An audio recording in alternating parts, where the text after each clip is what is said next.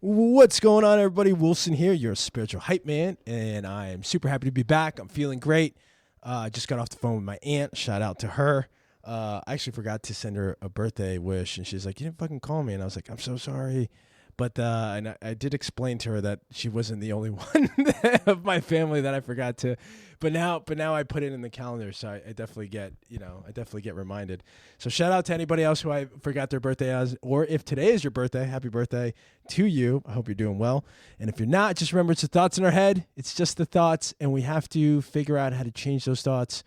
Different prompts, different questions. Sometimes hard. You're right. I've been there. I think we've all been there. To get those, to change those feelings automatically, right? That's the Jedi mind master. If you can fucking zen out and learn how to shut those thoughts off and just understand that things are just temporary and there's cycles and it goes up and it goes down. And as long as you're better the next time it comes around, then you're actually doing something well and you're progressing. Then you're good, right? Then you're good. Then you know it's just temporary and you can get out of that funk. Or you just do something physical, right? Push up, sit up, scream, yell, listen, ice bath. Something physical, go for a bike ride, Pilates, whatever you want to do, a little bit of yoga. First of all, quick shout out to Waymat. Thank you for sponsoring this episode and being a sponsor for an NCOID. That's right. We got another sponsor, NCOID. Waymat.com. Get your yoga mat, towel mat, the best thing you're ever going to use. We have like, I don't know, 30 of them. It's pretty awesome. So shout out to them. Those guys are great. But going back to what I was saying today, so this episode, we're going to do a couple quick ones. I want to talk about I want to talk about, I want to share the story. This happened, I think, 2 weeks ago or about a week ago. Okay, wait. There's way too many things going on. When I told my aunt, I was like, hey, listen, I'm sorry I forgot. Definitely was not in the right mindset around that time. There's so much shit going on. It was a little bit crazy. And this is exactly what happened. And so I want to share with you what happened in our situation and the learnings that I got. Now, this deals with our kiddo who lives with us, 19 years old, somewhat, I would say very, very highly intelligent. We're also questioning the fact if there's a little bit of spectrumnism going on there as far as certain things in terms of like social IQs, things like that. There's been a couple of things that have happened before where we raised our flags and questioned. The hard part is when you become an adult, it's very hard to get someone officially, I forgot what the word is, but officially recognized as someone like autistic or on the autism spectrum. So 19-year-olds, highly functional, super smart, but definitely sometimes lacks this either social or concept of certain ways of thinking or doing. And sometimes we question, we're like, I don't know if it is autism or you're just really not fucking figuring shit out or connecting the dots correctly, Awesome kid. Love the kid. I have love for all of them. But definitely this one because he's still around and he's decided to stay here with us and be part of the Willpat journey. So shout out to him. Now here's the situation. A couple weeks back, he still doesn't have his license. He's got his driver's permit. A couple weeks back, he came into the kitchen. I was in the kitchen. I was like, all right, what's up, Oz? All right, what's going on? I know you want to talk, but ultimately he shared his I don't know, not really anger, his frustration. He shared his frustration of not having a license yet, not being able to drive yet, which obviously at 19 years old, and again, it doesn't matter, just being able to drive, to have that sort of freedom or not have to wait on anybody to drive. We get that 100%. Backtrack a little bit. I've tried teaching. And again, this is where I don't know if it's part of the spectrum or if it's just more of like fucking inability to figure shit out. I've tried before and I got to a point where I knew that I wouldn't be the right person to be able to teach him, with the patience that I had at the time. Right now, maybe a little bit more, but I feel like sometimes it's important to, to give other people an opportunity. So, the other guy, who, lack of better word, or, for me, I'm going to say FF1 because it's just an acronym for fuckface one. And that's just the way I am right now and how I feel about him at this certain situation. And that's Biodad, right? So not a really good relationship there at all, I would say. And definitely a hindrance, I feel like, to some of the influence of the things that we try to teach and instill in our camp, right? Our team. So just, Biodad FF1 tried doing it, and and it was cool. Like he would come home, he'd be feeling happy. They did a lot of highway driving, but yet for some reason it stopped, and he didn't get a license. So like FF1 didn't bring him to get a license. And again, I don't know what the situation is, so I'm not going to speak more on that. But ultimately, still no license, even though it was tried before.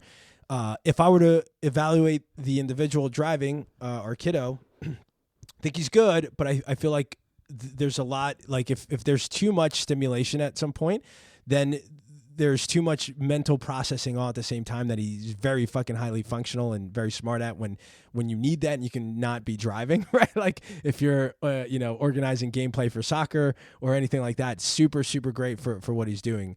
But in driving, I think especially in town driving, it's going to be very hard for him if there's so many things going on. And like with any new driver, even me, where you get into a new car, you have to figure out all these buttons and then figure out what's what while you're driving.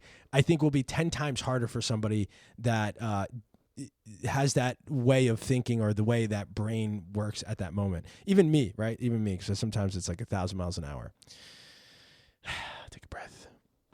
So, reverting back to in the kitchen now, we're talking about frustration and caught you guys up.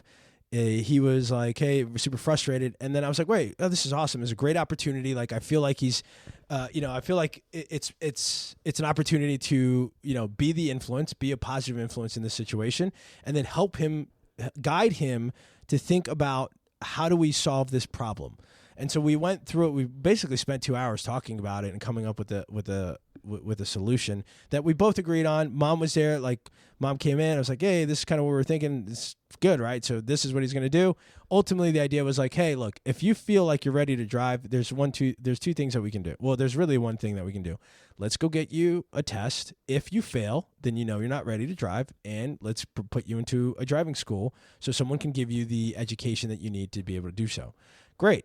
If you don't fail, then you're great. You were right. And now you got a license, and next thing we're going to get you a car, So that was it. That's how we did it. But instead of going to get the license, I think, and I was like, look, the decision's yours, or you can just go and do the school, maybe do a couple hours and then go, and then we'll take you to, so do a couple hours of driving school, and then we'll go fucking go-kart, like some of the fast go-karts, right? Not like the little bumper cars, things like that, but we'll get into real go-kart where you need a helmet and shit, and you can get more driving hours, just more feeling of like driving. Obviously it's different from regular driving, but it's still somewhat similar, right?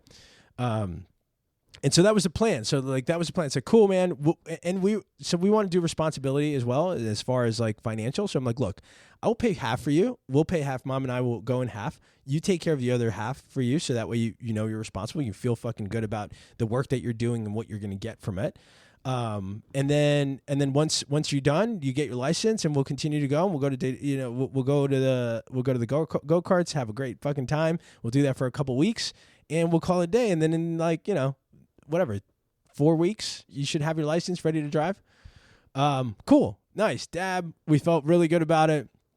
I followed up. I was like, hey, so when are you, the plan was he would do the research, figure out what school, we go halves, he'll sign up, and then that was it. So like he did the research. We found a school. We did great. Like, cool, let's do it. He signed up. It was supposed to be Thursday, like one of the Thursdays he was supposed to be picked up after work. And that Thursday then happened, and he didn't show up here. And we're like, well, we're like, well, maybe he got picked up from work, right? Like they can pick you up from work, go driving, and then from work you'll come back. Got home. I got home later because I was playing soccer that day. And then Mom was a little upset. They had gotten into an argument because Mom was questioning, like, where the fuck were you? Because you didn't come home. And then he was like, no, I was home. He was trying to sell the story that he was home, like trying to tell us, like, I was home. I parked the bike and I was here, and then I got picked up. And we're like, hey, that cannot be true, because we have the garage opener that gives you a notification anytime the garage door opens or goes down. And there was no notification at the time that you say you were home, right? And plus, like, obviously there's security cameras that we have that we can check. And there was none, there was none unless you unless you somehow got into all the blind spots, which there really aren't that many. There'd be no way that you possibly got home and then you left out the front door to get picked up. So right off the bat, like that was the conversation that they had, right, between them. I got home from soccer and I was like, I wasn't in the mode or situation to listen full-heartedly. So I was like, listen, it's fine. I was like, babe, we can talk about it later. If Ozzy went and got his driving school instruction in, if that happened, however it happened, whether he got picked up there and now he's here, that's fine. Let's just not worry about it as long as it gets done. And that was kind of like the end of it. But like, I can tell, like, you can see the effect of whatever happened before we got there on Patty's face. Right. And so that was Thursday, and then I stayed up and I did what I had to do after soccer. Sometimes I do a little bit of work, sometimes we podcast, whatever the case is. And then I started thinking about what the fuck was being said and what the fuck actually happened. And then I was like, yeah, there is no fucking way the kid was here. There's no way at all, because like notifications, everything I just said. So I was like, I don't know. I went to bed. I was feeling upset because I was starting to feel upset because, again, I felt like how Patty felt. It's like, what the fuck is happening here? Because we had a plan and now you're lying to us. And then basically the whole thing of like, what, do you not believe me? Sort of thing happened. Like, like it got flipped on us to think that how dare us question the fact, like question what he's saying.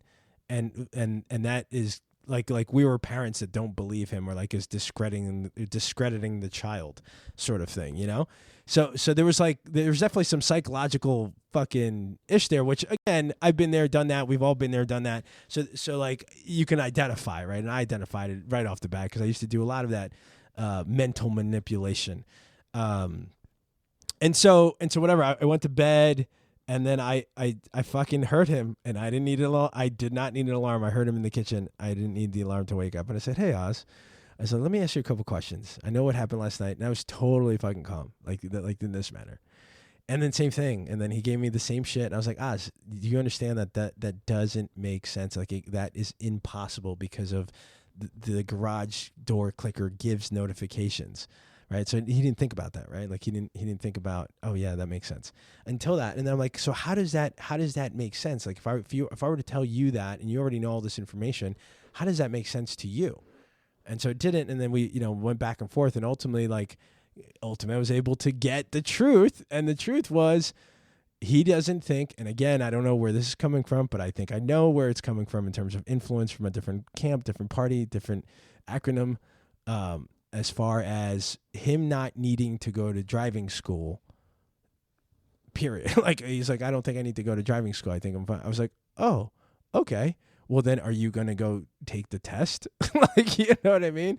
So, like, it was a plethora of things. Obviously, I was highly emotional. I got to a point where I was very emotional because I felt very, like I felt like backhanded, right? Like someone sort of fucking backhanded me, and it's super disrespectful on the fact that, one, obviously, I wanted to be a good role model. I wanted to be a good influence to the kid and show him the way, guide him the way. Had a great plan, worked it out. We were all, dabs, let's get it. This is going to be great. I can't wait for you. Super. And then all of a sudden it just fucking got flipped on its head. And I'm standing there feeling like Patty was feeling, like, oh my God, what the fuck just happened? Like, this is fucked up, man. And I was so angry. Like, I was angry. Like now the thing is, I also didn't flip out. I just got upset. And this is what I did. I was like, okay, look. And somebody actually, I shared the story with somebody, and someone actually said that they probably wouldn't have done what I did. And here's what I did. So he's got an electric bike to take to school. Not take to school, to take to work. Right. So we bought the electric bike because I didn't have the license. He's not ready for it. We don't think it's ready. It's like, let's just get him on this was, again, part of the plan a while back. Get him on that, get him comfortable. Took him a little bit to get comfortable. Then he got it. Now he's, fucking electric bike all day. Took the keys. I was like, look, I'm going to take the keys. You cannot take that electric bike, figure out a way to get to work. Okay. And so whatever, you had to Uber or whatnot. So, and that's what he did. That Friday, he had to Uber to work. And that was a lesson to me that I feel like, if you don't, and again, I think this all circles back to making changes, right? If you don't feel something enough to make a change, you're not going to make that change, or it's going to take longer for you to make that change, because you're going to turn around and do the same fucking thing. And if you don't feel enough pain, or you don't feel enough something, it doesn't necessarily have to be pain. It could be emotion. It could be sadness. It could be whatever the fuck. But it has to be enough, or excitement, right? Like positive reinforcement. It doesn't always have to be negative. But if you don't feel enough on the decision that you're making, then it's not going to help reinforce that decision the next time that thing or that situation comes up. And so that was so instead of, back way when generations ago, you probably get your ass beat, right? Like I know I would have gotten my ass beat, which I did, right? Like I absolutely did. Like instead of doing that, now it's more for me a little bit higher thinking, like how do I create that shift of, and I don't want to say pain, but it is that emotional threshold of like, man, this fucking sucks to the point I don't want to do this again. It's kind of like touching the hot stove, and after you touch it, you're like, man, that really fucking hurt. I'm not going to do that again. It's the same fucking thing. Same concept. It's just a little bit more of like the mental side of things, right? It's a little more psychological as far as, there's not an immediate hurt or burn. It's more of like you have to fucking feel it. And so that's what it was. So I took the electric bike away. I was like, look, until further notice, here's what I need for you. I said, not like until further notice. I was more like, I will revisit giving this back to you if and when you come up with a plan how you're going to move forward and fix your situation when it comes to getting your license. What I need from you, what I would like to see, is a plan of what are you going to do? If you are going to do school, what school? Where are you going to go? How are you going to? He's got to pay for it now. I asked him for the money back. I did. I said, give me back my fucking $300 because you didn't use it for the right thing. You didn't fucking do it. And so I just asked him for a plan. And you have to be, like, I was like, and you have to be signed up. And once you're signed up, if that's your plan, then I'll consider giving your bike back. So basically, it almost went a whole week before we gave the bike back because, mom almost gave back the bike because she felt bad. And I get it. I understand. I'm like, I feel the same way. But we cannot go, like, we just can't retreat on I think the positive change that we're happening here based on whatever situation, even if it hurts us a little bit, or we feel sad, or we're like, fuck, man, the kid's got to ride a regular bike. So he Ubered twice and then started riding a mountain bike instead of the electric bike. And it was hot, boy. It was hot. And that's okay. He survived. He lived. He got the plan. And I said, listen, he came up before he gave me the plan. He said it's something about tomorrow it's going to be hot and the bike and something like, trying to like ease his way of like, let me get my bike back. I don't know if mom and them were talking and mom was trying to, kind of put that in. I was like, look, it ain't happening, dude. Like, I've asked you, I already said what I needed to do, what you need to do in order for me to consider giving the bike back. And so he did. He ended up doing it. He ended up, he's going to start here very soon in terms of school. But he did it. He sent it. And then the last thing that I did, which I still need to do and I haven't done, but the thing that I asked, the last thing I asked him to do was like, look, and this is after I gave him the bike back. I said, well, one last thing that I want you to do is I want you to take time and reflect on this entire situation and send me your thoughts as far as what you got from it, right? What your lessons were, what your Mr. Rogers were, right? Like that's what I feel like. It's, what did you Mr. Roger it? Like I'm going to call that Mr. Rogering it. And then he sent it. So I still got to read it. Maybe I could read it now. I won't read it now. I'm going to read it. And then I'm going to respond back to him as well.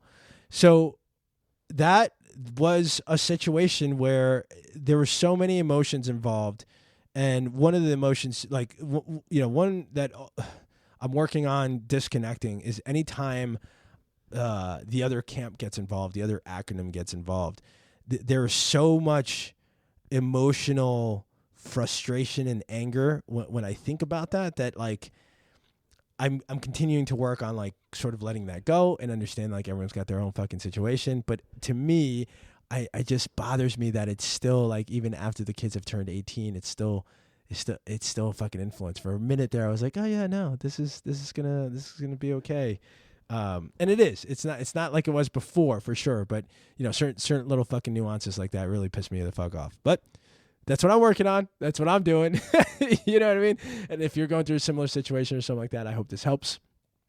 I think overall, just to summarize, I think, like there's going to be moments that, like, whether it's for yourself or with your kids or with even people that you're working with or having a relationship with, that you have to, one, set boundaries, and two, if you're helping them, like your kiddos or somebody helping them move forward into a certain situation, there has to be there has to be like a level of guidance that you're giving, but also like a level of, one, boundaries, and then a level of, if something doesn't happen, there's got to be, I don't want to see, and again, consequences get like a negative, but it's more of a reaction, right? So like if X happens, then Y happens. If X happens, or if fill in a different letter, N happens, then H happens, or you know what I mean? That's kind of what happens. Like we were on a gravy train, and then it just got fucking derailed. And so like, what are we gonna do? We're gonna be like, oh no, it's fine, cool. Like here, just keep doing what you're doing. No, like there's a lesson involved. And here's the thing, and I'll leave you with this. Like I had shared what I did with someone. I had shared with someone about what I did, and shout out to Anna. If you're listening, I know you're listening. She had mentioned that like if she would go back, like if she would have done, like if it was her situation, she would have done it differently and not taken the bike away, because it would have, because it. I think what it was, and again, don't quote me, but Anna, you can call me and tell me if this is true. It was just more of like it brought back memories of like what she dealt with as a kid, and then what you don't want, like what she wouldn't want to do with her kids. And I accept it. And I think that's a very good perspective. And I would say it's very similar to me, because I can relate to that, because it's like, I used to get I used to get beat, right? Like we all used to get the wooden spoon or whatever, like, the severities of getting physical violence or just getting slapped around for doing something stupid or doing whatever. But you either repeat that or you don't, right? Which is Anna's point, which very valid, very valid. My only rebuttal was like, it wasn't physical violence, and it was something that pushed him to feel enough of that burn or feel enough of that emotional resonance to actually do something else, like move him towards the direction that we would want him to succeed. Right. And I think that was the best way, because if not, like it wouldn't have like he wouldn't have felt the difference of not having an electric bike and then thinking that the electric bike is like where he's going to settle, instead of going and getting the driver's license, which is a little bit of hard work compared to just already having the electric bike. So that was my thought process as far as and of course, like, everyone's got their own perspective. Everyone's got their own way of doing it. That's just my example in that particular situation. So I hope it helps. Shout out to everybody listening. Thank you guys again for being awesome. Thank you guys again for still tuning in. I'm happy that this resonates with people. Keep sharing. I think sharing is going to be the biggest way that we grow the audience and grow the community as quickly as possible. I would love to do more. If you're interested in even being on the podcast, or if you have a story, find a way to reach out until I add something on the website, which is coming very soon. I promise. Whatever that very soon means, but it will be on there because I am going to do it. And again, shout out to the Way Mat, www.waymat.com. It's the best perfect towel mat that once Ozzy gets a car, he'll have one in his in his car as well. I use it for everything, like in the new Tesla. Let's go. Every time we play soccer, there's 2 or 3 of those in the mat, and we fucking sit on them after soccer, and it's great. So waymat.com, they're currently running a sale, and if they're not running a sale while you're listening to this, but thank you guys again for doing that. I appreciate you guys for that. Appreciate you guys for listening. Keep crushing it, and don't forget, nothing changes until you do. Peace.